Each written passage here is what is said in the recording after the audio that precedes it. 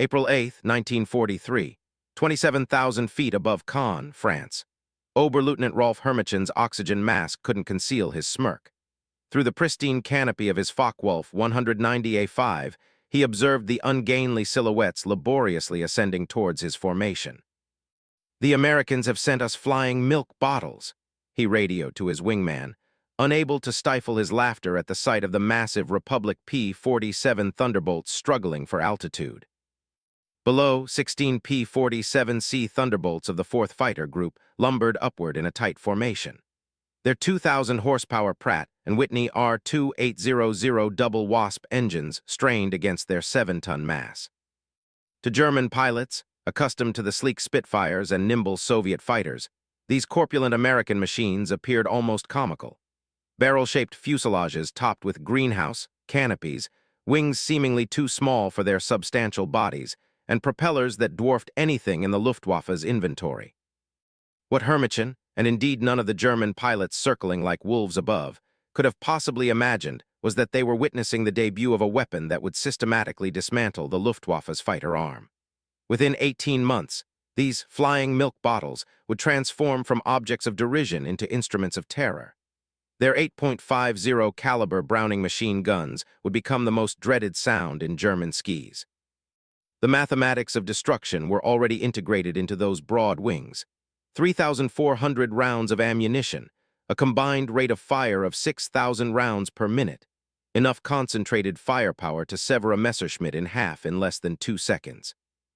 The transformation commenced that April morning when Major Donald Blakesley, commanding the 335th Fighter Squadron, identified the German formation positioning for attack.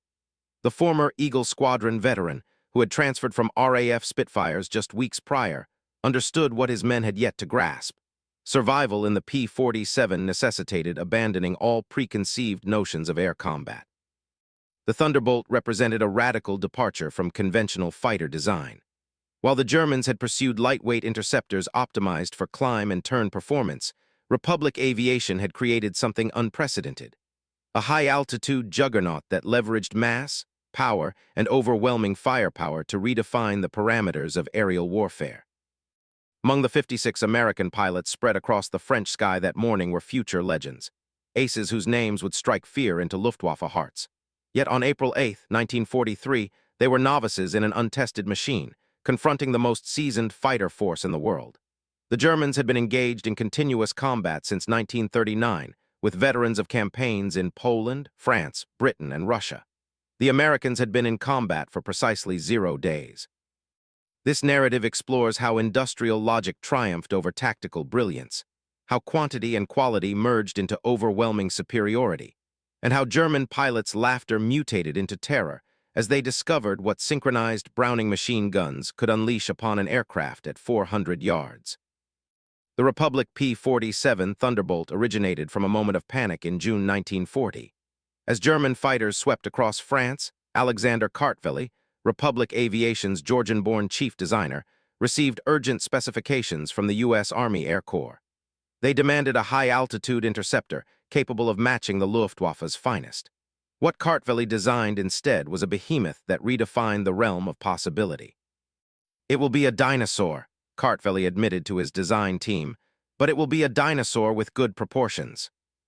The XB-47B prototype, which first took flight on May 6, 1941, astonished all who beheld it. At 9,900 pounds empty, it weighed 65% more than its predecessor, the P-43 Lancer. The colossal turbo-supercharger system, with its intricate ducting snaking through the rear fuselage, gave it an almost pregnant appearance. Test pilots approaching it for the first time invariably posed the same question. This thing actually flies. Not only did it fly, but it soared like nothing else at altitude. The Pratt & Whitney R2800 double Wasp engine, an 18-cylinder radial producing 2,000 horsepower, could maintain full power at 27,000 feet, where German fighters struggled for oxygen. The turbo-supercharger, fed by exhaust gases, delivered sea-level performance in the stratosphere, where the air was too thin for conventional superchargers. Major Hubert "Hub" Zemke, commanding the 56th Fighter Group training at Bridgeport, Connecticut, initially disdained the aircraft. His unit suffered 18 pilot fatalities and 41 aircraft losses in training accidents between September 1942 and January 1943. The P-47 claimed more American lives in training than Germans would in the initial months of combat. It ground-looped on landing, torque-rolled on takeoff, and dove with such eagerness that pilots encountered compressibility, their controls freezing as shock waves formed on the wings. Yet those who mastered it discovered something extraordinary. Lieutenant Robert Johnson, a farm boy from Oklahoma who would become one of America's top aces with 27 victories, described his first flight. It was like strapping yourself to a locomotive. The power was unbelievable. You didn't fly it, you aimed it. The first combat encounters in April and May 1943 seemed to confirm every German prejudice. The P-47s couldn't turn with the Focke-Wulf 190s, couldn't climb with the Messerschmitt 109s, and couldn't match their agile handling at medium altitudes. Luftwaffe pilots swiftly developed tactics to exploit these vulnerabilities, attacking from below where the heavy Thunderbolts struggled, forcing turning engagements where agility superseded firepower. Hauptmann Joseph Pips Priller, commanding officer of Jagdschwader 26, reported to headquarters after his first encounter. "The new American fighter is meat for the slaughter. It flies like a truck, turns like a freight train, and climbs like a pregnant cow. Our boys are calling them Indianas, fat targets pretending to be warriors." The statistics appeared to validate German confidence. In their first month of operations, American fighter groups lost 14 Thunderbolts for only 3 confirmed German kills. The RAF, observing from their Spitfire squadrons, quietly suggested the Americans might reconsider their choice of mount. British pilots quipped that the best evasive maneuver in a P-47 was to unstrap and run around the spacious cockpit. However, something peculiar was transpiring in those early engagements, something German intelligence failed to notice. The P-47s that were shot down had absorbed incredible punishment before succumbing. One aircraft returned from a May 4th mission with 21 cannon holes and over 100 machine gun strikes, damage that would have disintegrated a Messerschmitt or Spitfire. The massive radial engine, lacking vulnerable coolant systems, shrugged off hits that would have brought a liquid-cooled fighter to a halt. More significantly, when P-47s did manage to get their guns on target, the results were catastrophic. The Thunderbolt's weapons battery created a convergence zone of destruction that German pilots had never encountered. Unlike the rifle-caliber weapons of early war fighters or cannons with limited ammunition, the American fighter could maintain sustained fire for over 30 seconds, an eternity in aerial combat. The event that began to shift German perceptions occurred on June 26, 1943, over Lycia, France. It involved 2nd Lieutenant Robert S. Johnson of the 61st Fighter Squadron and an encounter that would become legendary on both sides of the conflict. Johnson's formation of 48 P-47s was returning from escort duty when they were bounced by 16 Focke-Wulf 190s from Roman II / Jagdschwader 26, led by Hauptmann Wilhelm Ferdinand Galland, younger brother of the renowned Adolf Galland. The Germans executed a flawless attack, diving from the sun with an overwhelming speed advantage. Johnson's Thunderbolt, flying at the rear of the formation, was caught in the crossfire of multiple attackers, sustaining catastrophic damage in the initial seconds of combat. 20 cannon shells exploded across his aircraft. The canopy shattered, hydraulic fluid sprayed into the cockpit, the engine cowling was torn away, and fire erupted behind the instrument panel. Johnson, wounded in the nose and leg by shrapnel and bullet fragments, attempted to bail out but discovered the canopy was jammed. A 20 shell had exploded in the canopy track, welding it shut. He was trapped in a dying aircraft at 27,000 feet. What transpired next defied every assumption about combat damage tolerance. Despite having no forward visibility through the oil-covered windscreen, a barely functioning engine that shook violently, and controls that responded only intermittently, Johnson managed to level the aircraft and steer it toward England. The P-47 continued flying with damage that would have reduced any other fighter to falling debris. Then, it worsened. A lone Focke-Wulf 190, flown by an unknown pilot from IIJG-26, discovered the crippled Thunderbolt limping toward the channel at less than 170 mph. Historical research has never definitively identified this pilot, though several names have been proposed based on German combat reports from that day. What followed was one of the most extraordinary encounters in aerial warfare history. The German pilot positioned himself behind Johnson's P-47 and opened fire with his 420 cannons and two 13 machine guns. Johnson, unable to evade, could only huddle behind his armor plate and pray. The Thunderbolt absorbed the entire cannon ammunition load. Then the German repositioned and fired again, this time with only his machine guns. His cannon ammunition exhausted, the German pilot pulled alongside, staring in disbelief at the flying wreck. Johnson could clearly see his face, young, blonde, his expression shifting from confidence to confusion to something approaching fear. The German repositioned and emptied his remaining machine gun ammunition into the Thunderbolt. Still, it flew. He pulled alongside again, shook his head in apparent amazement, gave an informal salute, and peeled away, presumably out of ammunition. Johnson's P-47 landed at Manston, its engine failing on the runway. The crew chief ceased counting bullet holes after reaching 200. One cannon shell had exploded inches from Johnson's head. Another had detonated against the armor plate behind his seat. The engine had taken direct hits. The control cables were partially severed. 3 of the 4 main longerons, the structural backbone of the fuselage, were shot through. Yet the aircraft had brought him home.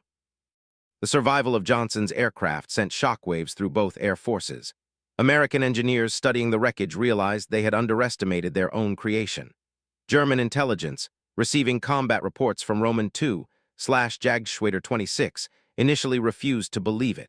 No aircraft could absorb that much punishment, but testimony from multiple pilots confirmed the impossible. The Thunderbolt had taken everything the Luftwaffe's best fighter could deliver and survived. By July 1943, American pilots were learning to exploit the P-47's true strengths. Lieutenant Colonel Hubert Zemke, the 56th Fighter Group commander, had discovered the secret through brutal trial and error. Don't turn with them. Don't climb with them at low altitude. Use your weight. Use your power. Use your guns. The Thunderbolt's massive weight, initially perceived as a disadvantage, became a weapon. In a dive, nothing could catch it.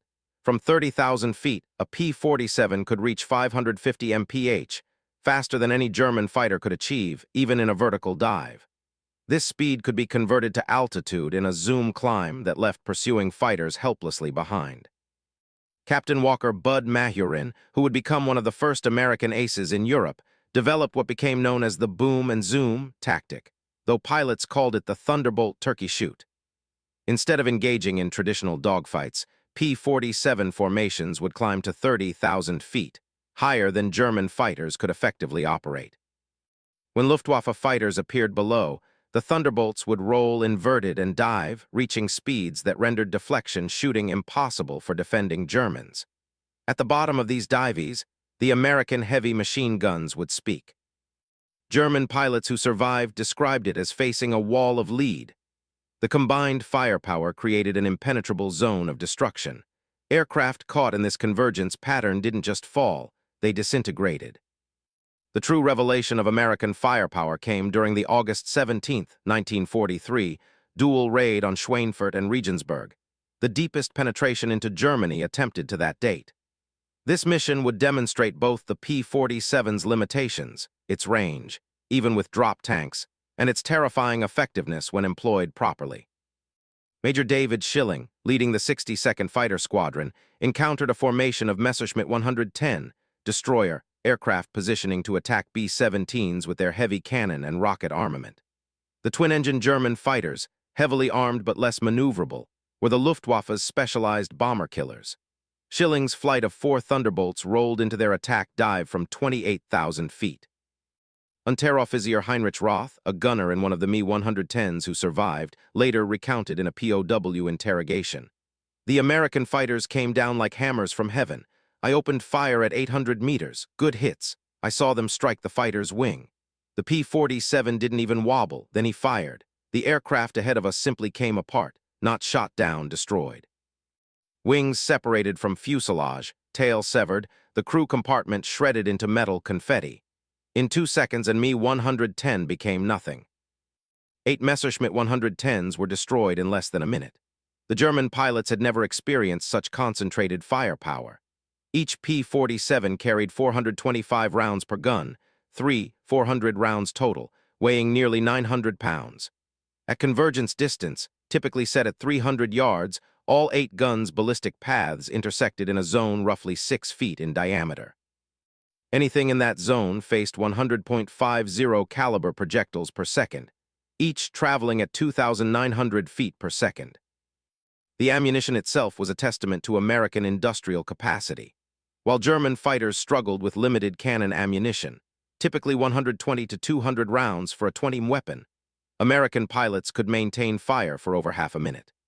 The standard combat load mixed armor-piercing incendiary tracer, and standard ball ammunition in patterns designed to both destroy and ignite. Lieutenant Colonel Francis Gabreski, who would become the top American ace in Europe with 28 victories, described the effect. "When you hit them with all 8, they don't just go down, they explode. I saw 109 literally cut in half, the tail falling one way, the nose and wings another. The pilot never knew what hit him." By September 1943, the Luftwaffe was discovering another horrifying reality about the P-47. Its performance improved dramatically with altitude, while German fighters suffered. The turbo-supercharged double Wasp engine maintained its rated power output up to 30,000 feet. German fighters, relying on single-stage or two-stage mechanical superchargers, saw their performance degrade significantly above 25,000 feet. Oberleutnant Hans Philipp, one of Germany's most successful aces with 206 victories, encountered this reality fatally on October 8, 1943. Leading Jagdgeschwader 1 against a B-17 formation at 28,000 feet over Bremen, Philipp found his Focke-Wulf 190A6 sluggish and unresponsive in the thin air. The BMW 801 engine, powerful at medium altitudes, was gasping for oxygen nearly 6 miles above the Earth. When P-47s of the 56th Fighter Group dove on his formation from 32,000 feet, the German fighters were sitting ducks. Robert Johnson, now an experienced combat pilot well on his way to ace status, was flying at 31,000 feet when he spotted Philipp's distinctive Focke-Wulf with its elaborate nose art. Johnson's combat report was clinical. Opened fire at 300 yards, 30-degree deflection. Observed strikes along entire fuselage. Enemy aircraft exploded. No parachute observed. Philipp's death sent shockwaves through the Luftwaffe. If one of their best, a man who had survived over 500 combat missions on both Eastern and Western fronts, couldn't survive against the Thunderbolts, what chance did average pilots have? The German High Command ordered an immediate investigation into the P-47's capabilities. The report, delivered to Reichsmarschall Hermann Göring in November 1943, was sobering. The Thunderbolt's service ceiling exceeded 42,000 feet, higher than any German fighter could reach. Its dive speed approached the sound barrier. Its armor included a 3/8-inch steel plate behind the pilot, one 2-inch bulletproof glass windscreen, and armored deflection plates around the engine. Most disturbingly, its rugged construction allowed it to absorb damage that would destroy 3 conventional fighters and still return home. In January 1944, a new variant of the P-47 began arriving in England that would complete the transformation from laughingstock to nightmare. The P-47 D-22 featured a Hamilton standard hydromatic propeller with paddle blades, 13 feet in diameter, with broad chord blades that bit into the air like massive oars. The improvement in climb rate was immediate and dramatic. Where earlier Thunderbolts had climbed at an anemic 2,200 feet per minute at sea level, the paddle blade variants could achieve 3,000 feet per minute, matching or exceeding German fighters at most altitudes. The massive propeller also improved acceleration, allowing P-47s to build energy faster in level flight. Hauptmann Heinz Nock of Jagdgeschwader 11, a veteran with over 200 combat missions, encountered the new variants in February 1944 during a bomber interception near Hanover. He wrote in his combat diary, "The fat American fighters have learned to climb. We bounced a formation near Hanover, expecting our usual advantage. They turned into us and climbed with us. When we tried to disengage, they followed us up to 30,000 feet. Schmitt was caught and blown apart. Nothing left but smoke and fragments. These are not the same machines we laughed at last year." The paddle blade propeller did more than improve performance. It changed the sound of the Thunderbolt. The distinctive thundering roar created by the blade tips reaching supersonic speeds could be heard from miles away. German ground troops reported being able to identify approaching P-47s by sound alone, a deep, threatening rumble that signaled death from above. They began calling it Donnerschlag, thunderclap. By March 1944, P-47s equipped with external fuel tanks could escort bombers deep into Germany. The standard configuration carried two 108-gallon wing tanks or a 75-gallon belly tank, extending range to over 1,000 miles. With the paddle blade propeller providing improved performance even when loaded, Thunderbolts could fight on equal terms immediately after dropping tanks. The Luftwaffe's response was to concentrate on the bombers, hoping to inflict enough losses to halt the American daylight campaign. But this required flying through the P-47 escort screen, an increasingly suicidal proposition. German pilots developed a grudging respect that bordered on fear for the large American fighters. Major General Gunther Rall, one of Germany's top aces with 275 victories, mostly on the Eastern Front, survived an encounter with P-47s on March 6, 1944 that left him badly wounded. He later recalled in a post-war interview, "We saw them above us, fat silhouettes against the sun. Someone laughed and said, 'Here come the flying pigs.'" Nobody was laughing 30 seconds later. They came down like an avalanche, faster than we could react. The first pass destroyed 3 of our fighters, just gone, transformed into burning debris. Their guns didn't fire in bursts like ours. They poured out solid streams of fire. Getting caught in that stream meant instant death. The escort missions revealed another P-47 advantage: endurance. While German fighters operated at maximum power settings that consumed fuel rapidly, the large American radials could cruise efficiently at high altitude. Thunderbolts could remain with the bombers for hours, rotating top cover while maintaining enough fuel for combat and return. As more P-51 Mustangs arrived to assume long-range escort duties in spring 1944, P-47 units increasingly focused on ground attack, a role that would render them the most feared aircraft in the German arsenal. The transition began in earnest in April 1944 as the Allies prepared for the invasion of France. The Thunderbolt's heavy machine gun battery proved equally effective against ground targets. The standard armor-piercing incendiary ammunition could penetrate the top armor of most German vehicles, while the sheer volume of fire could obliterate soft targets in seconds. A 2-second burst delivered 160 half-inch projectiles into a target area the size of a truck. But it was the addition of bombs and rockets that transformed the P-47 into a true multi-role monster. Variant could carry 2 1,000-pound bombs under the wings and a 500-pounder under the fuselage, a bomb load equal to early war medium bombers. Later variants added zero-length rocket stubs for 10 5-inch high-velocity aircraft rockets, HVARs, each equivalent to a 105 artillery shell. Oberst Hans von Luck, commanding the 125th Panzergrenadier Regiment during the Normandy campaign, experienced P-47 ground attacks firsthand. They came in low, so low you could see the pilots' faces. The sound was terrifying, engines roaring, rockets screaming. Then the hammer of those heavy machine guns. A column of our trucks simply ceased to exist. 20 vehicles transformed into burning wreckage in one pass. The psychological effect on the men was devastating. They called them Jabo's fighter bombers, but these were something beyond that. They were flying artillery with the accuracy of snipers. On June 6, 1944, the Luftwaffe discovered how completely the balance of power had shifted. Over 500 P-47s provided air cover for the invasion, creating an impenetrable umbrella over the beaches. German fighters attempting to reach the landing zones were massacred. Oberleutnant Wolfgang Fischer of Jagdschwader II, one of only 3 German pilots to reach the beaches that day, reported, "The sky belonged to the Americans." Thunderbolts were stacked from sea level to 30,000 feet. We tried to break through at dawn, 12 fighters from our group. I was the only one to return. The P-47s were waiting at every altitude. You couldn't climb over them, couldn't dive under them. Their guns turned our fighters into aluminum rain. In the weeks following D-Day, P-47s systematically destroyed German movement in daylight. The statistics were staggering. In June alone, 9th Air Force Thunderbolts claimed 651 locomotives, 3,847 trucks, 512 tanks and armored vehicles, and 4,553 horse-drawn vehicles destroyed. The Wehrmacht was forced to move only at night, severely hindering their ability to respond to Allied advances. The Germans attempted every countermeasure against the Thunderbolt threat. They reinforced vehicle armor, deployed more anti-aircraft guns, and developed new camouflage techniques. Nothing worked.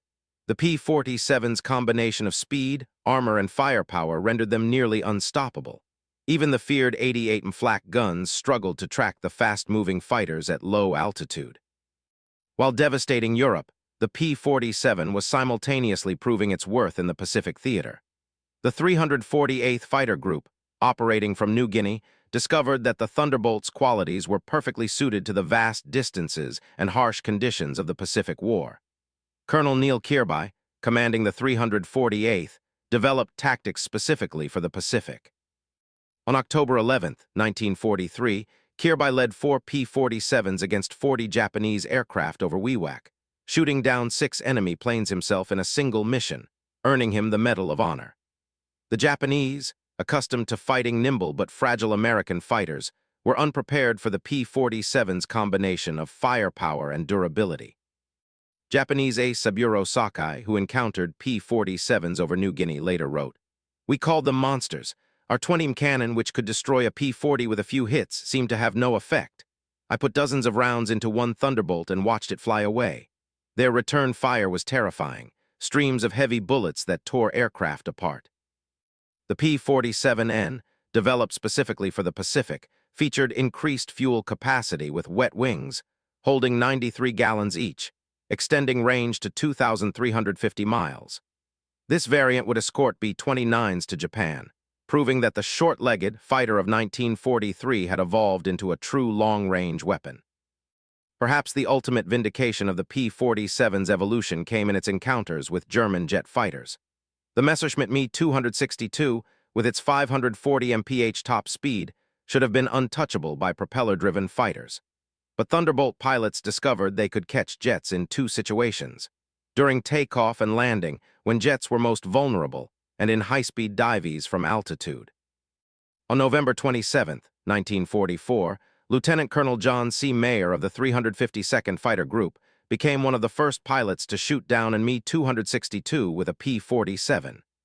Diving from 28,000 feet, Mayer's Thunderbolt reached speeds approaching 500 mph, fast enough to catch the jet in level flight. The jet pilot, confident in his speed advantage, never saw the diving P-47 until Mayer's guns opened up at 400 yards. Mayer's combat report noted, "The enemy aircraft disintegrated under fire. Large pieces, including both engines, separated from the fuselage. The pilot did not escape. The concentrated fire of 8.50 caliber guns proved more effective than we anticipated against jet aircraft." By early 1945, specialized P-47M variants were deployed specifically to counter German jets and V-1 flying bombs. With water methanol injection boosting power to 2,800 horsepower and refined aerodynamics, these ultimate Thunderbolts could reach 470 mph in level flight at 30,000 feet, fast enough to intercept even jets under certain conditions. Major George Bostwick, commanding the 63rd Fighter Squadron equipped with P-47MS, shot down Me-262s in March 1945. His tactical report emphasized firepower over speed. "The jets are faster, but they can't turn and they can't take punishment. One good burst from our battery and they come apart like they're made of paper. They have to slow down to attack bombers. That's when we get them." The ultimate demonstration of American industrial might came during Operation Bodenplatte, the Luftwaffe's desperate attempt to destroy Allied air power on January 1, 1945. Nearly 900 German fighters, including their best remaining pilots, launched surprise attacks on Allied airfields across Belgium and the Netherlands. At Y-34 airfield near Metz, home to the 365th Fighter Group's P-47s, the attack initially succeeded.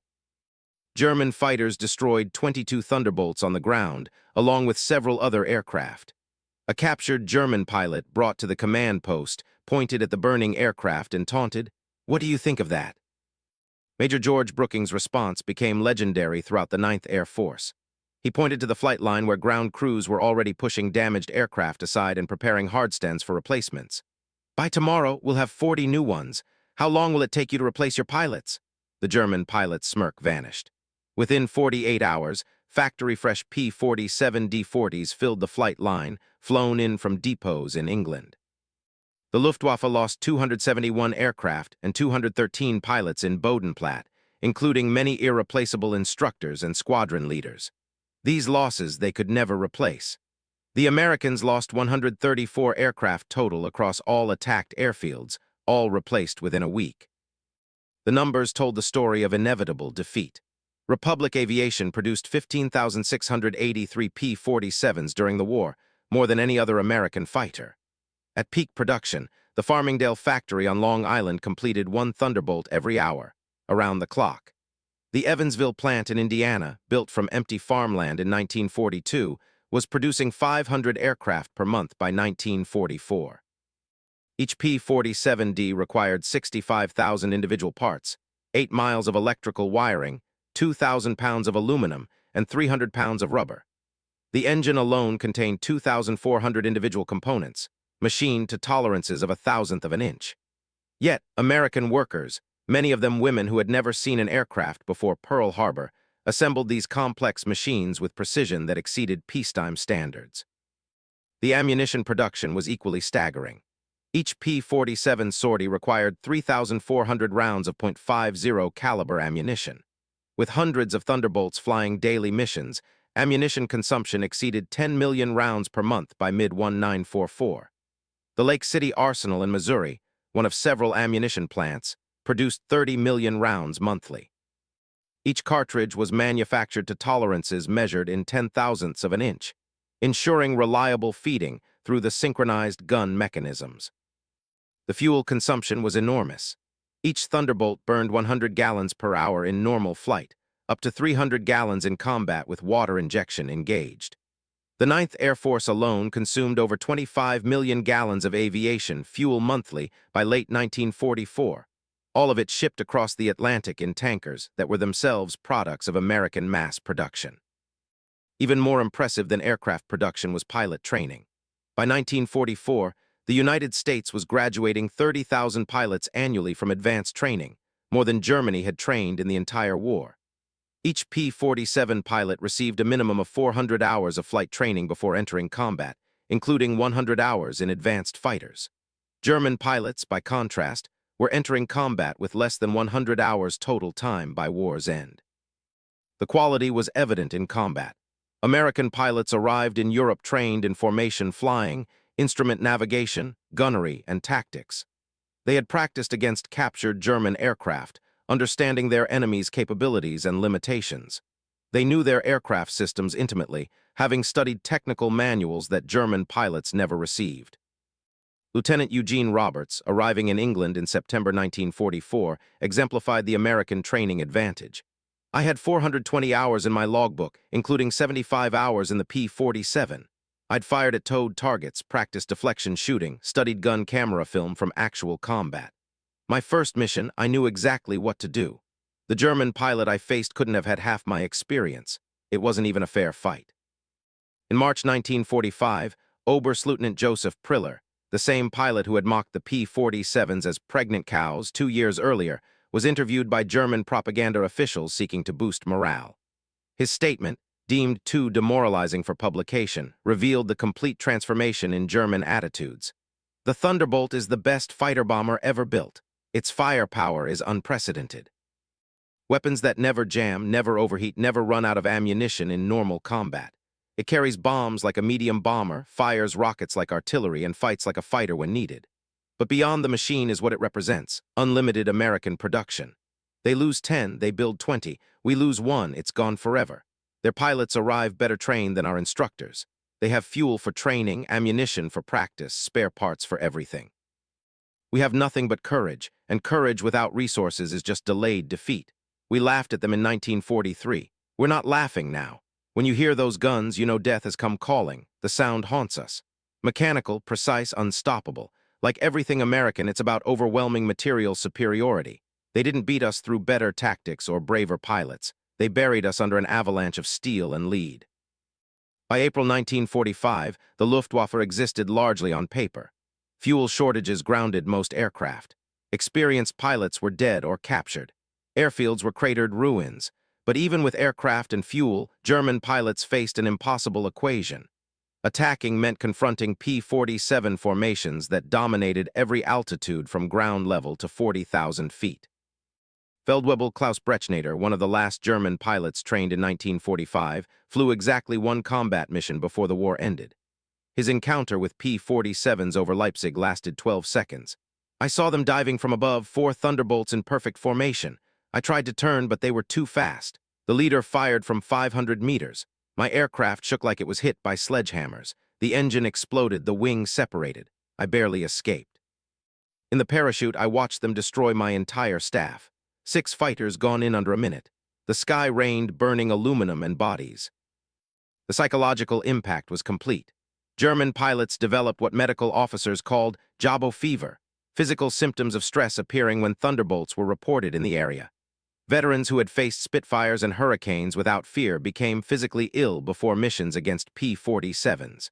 The distinctive thunder of approaching Thunderbolts caused panic among ground troops, who knew that survival meant finding cover immediately. The final statistics of P-47 operations defied comprehension. In Europe, 3,752 German aircraft destroyed in aerial combat, 3,315 aircraft destroyed on the ground, 86,000 railway cars destroyed, 9,000 locomotives destroyed, 6,000 armored fighting vehicles destroyed, 68,000 trucks destroyed, 60,000 horse-drawn vehicles destroyed. In the Pacific, 697 Japanese aircraft destroyed in aerial combat, 150 aircraft destroyed on the ground, 1,500 vehicles destroyed, 150 locomotives destroyed, countless barges, ships, and installations. The 9th Air Force alone, primarily equipped with P-47s, flew 213,873 combat sorties, dropped 120,000 tons of bombs, fired 135 million rounds of ammunition, and launched 60,000 rockets. The Thunderbolt units achieved a 4-6-1 kill ratio in aerial combat while maintaining the lowest loss rate of any Allied fighter bomber. Behind these numbers lay the human cost. The Luftwaffe lost approximately 28,000 pilots killed in combat against Western Allied forces. Many fell to the concentrated fire of American heavy machine guns. Each loss represented years of training that Germany could never replace. By war's end, the average German fighter pilot had less than 30 hours of combat experience. The average P-47 pilot had over 200. At the Luftwaffe Interrogation Center at Oberstdorf, captured Allied pilots were debriefed by German intelligence. The records, captured in 1945, revealed German assessments of Allied aircraft. The file on the P-47, continuously updated throughout the war, showed a complete reversal of opinion. April 1943, large, unmaneuverable fighter, inferior to German types in all performance parameters except dive speed. Machine gun armament insufficient against cannon-armed fighters. Assessment, minimal threat. December 1943, exceptional high-altitude performance, extreme structural strength, firepower increasingly problematic, pilots showing improved tactics. Assessment, significant threat above 25,000 ft. June 1944, dominant fighter bomber, superior to all German types above 20,000 ft. Firepower devastating against all target types. Structural strength makes shoot-down extremely difficult. Assessment, critical threat at all altitudes. March 1945, best fighter bomber of the war, combination of firepower, durability, and performance unmatched. Pilot quality exceptional. Assessment, unsurvivable in direct engagement. In 1985, at a reunion of German and American fighter pilots in Phoenix, Arizona, former adversaries met in peace. General der Jagdflieger Adolf Galland, former head of the Luftwaffe fighter arm, was asked about the P-47. His response, recorded on video, captured the complete transformation. "We made a terrible mistake in 1943. We saw this big, heavy fighter and laughed. The Americans don't understand air combat," we said. "They built a bomber."